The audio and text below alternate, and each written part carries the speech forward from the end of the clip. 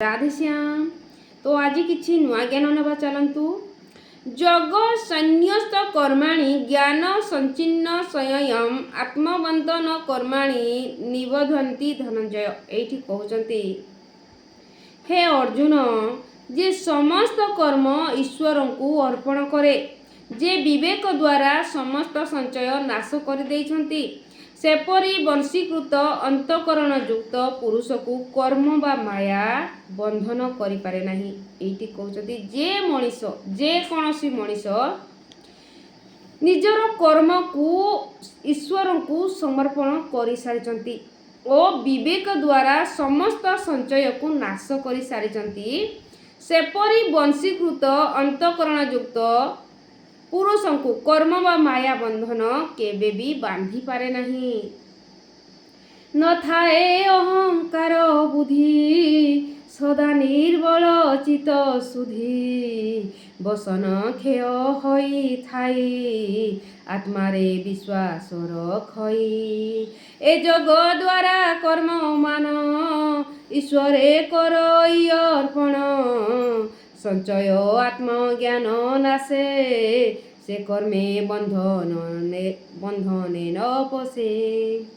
आपना विवेक चित्तरे संचय भाव नाश करे, माया बंधन उद्धार होइब सेई जगीवर।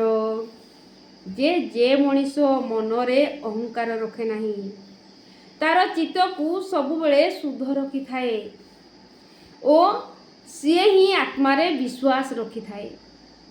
और जेति कि सीए एमिति कर्मरे निवृत्त रहे, संपूर्ण निजर कर्म को ईश्वर को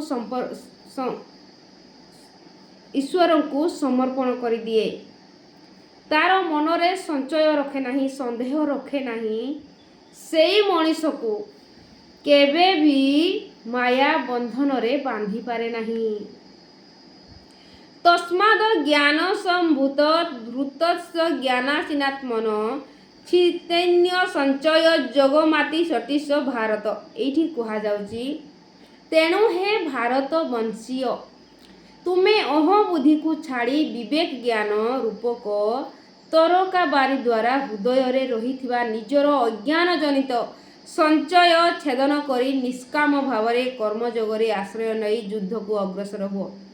कहते तेणु हे भारत वंशीय, तुम मनरू अहंकार बुद्धि को छाड़ी दियो, तुम विवेक ज्ञान रूपी विवेक को देखी अवतारी हृदय सहित निजर आत्मज्ञान सहित संचय को छेदन कर दियो, जे संदेह को छेदन कर दियो और निष्काम भाव रे कर्म जगरे आश्रय नहीं युद्ध को अग्रसर हो जाओ। भगवान एमिति अर्जुन को कहउचंती। हे भरत वंशी अर्जुन, सुन हे थय करी मन, अज्ञान जात संदेह को नाश करी ज्ञान खड्ग को निष्काम कर्म जगे ध्यान कर स्वधर्म कर्म मान। बुद्धि रे परित्याग जेबे होइबु बैरागी, मिलिब मुक्ति पथ तते महान होइबु जगते।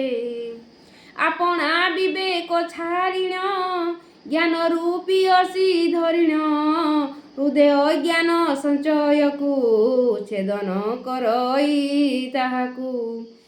तु निष्काम कर्म जगरे आश्रय निय निर्वचारे, ए माया मोह दिय छाड़ी रथरे बस अंटा भिड़ी।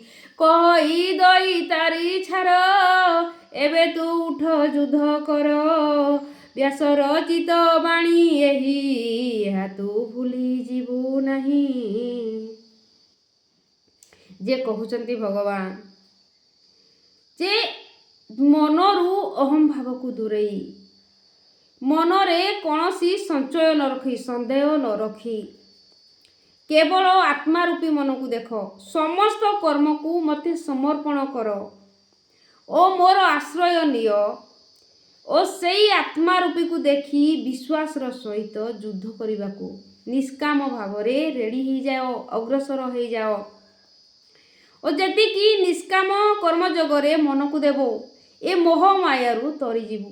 ଏ ମୋହମାୟା ତୋତେ ବାନ୍ଧି ପାରିବ ନାହିଁ। ଏଇ କଥାକୁ ହେ ଅର୍ଜୁନ ତୁ ଭୁଲିବୁ ନାହିଁ। ଏମିତି ଭାବରେ ଅର୍ଜୁନକୁ ଭଗବାନ ଶ୍ରୀକୃଷ୍ଣ ବୁଝାଉଛନ୍ତି। ତ ଏଇଠି ଚତୁର୍ଥ ଅଧ୍ୟାୟ ସରିଯାଇଛି। ପୁଣି ଆଗକୁ ନୂଆ ଜ୍ଞାନ ନେବା।